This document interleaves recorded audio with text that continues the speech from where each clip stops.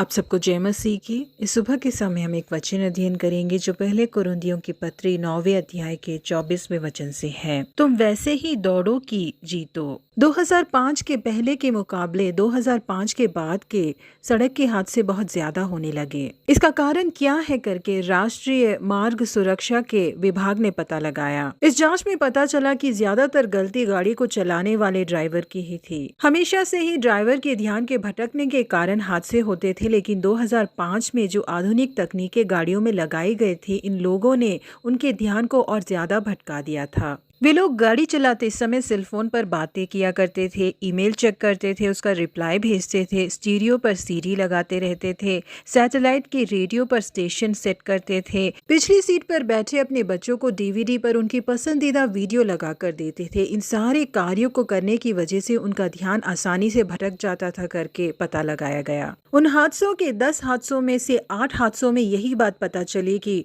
उस दौरान वो ड्राइवर्स इन आधुनिक तकनीकों का ही इस्तेमाल कर रहे थे। अगर हम सड़क में हमसे आगे जाने वाली गाड़ी से आगे जाने की कोशिश करते हैं तो हमारे एक्सीडेंट होने के आसार 9 गुना ज्यादा हो जाते हैं, और यदि हम सेलफोन का इस्तेमाल करते हैं तो 3 गुना ज्यादा हो जाते हैं वो। जी हाँ, अपनी गाड़ी को दूसरे की गाड़ी से आगे ले जाने की कोशिश में और ध्यान भटक जाने के कारण ही ज्यादातर सड़क के हादसे होते हैं। बिल्कुल इसी तरीके से हमारे आत्मिक जीवन में भी हमारा ध्यान भटक जाना या दूसरे लोगों से हमें बेहतरीन बनना है, इस कोशिश में हमारी आत्मिक दौड़ रुक जाती है। हम अपने आत्मिक दौड़ के लक्ष्य को प्राप्त न कर पाए, शैतान की यही चाल होती है। जिस समय सोदोम और उमरा का सर्वनाश किया जा रहा था, उस समय लूत और उसकी पत्नी और उसके बच्चों को स्वर्गदूत के द्वारा शहर के बाहर लाकर छोड़ा गया था। स्वर्गदूत के ये कहने के बावजूद कि तुम मुड़कर नहीं देखना, बिल्कुल सीधे चले जाओ, लूत की पत्नी ने मुड़कर उस शहर को देखा, क्योंकि लूत की पत्नी का पूरा ध्यान उन चीजों के ऊपर ही लगा था जो वहां पर वो छोड़कर आ गई थी। इसीलिए मुड़ के देखने के कारण वो नमक की पुतली बन गई और उसकी दौड़ वहीं पर समाप्त हो गई। आज हमारी आत्मिक दौड़ कैसी है? हम जो अपनी आत्मिक दौड़ यीशु मसीह की तरफ दौड़ रहे हैं, वो किस कारण रुक रही है? हमारा लक्ष्य स्वर्गीय राज्य है। हमें भटकाने वाले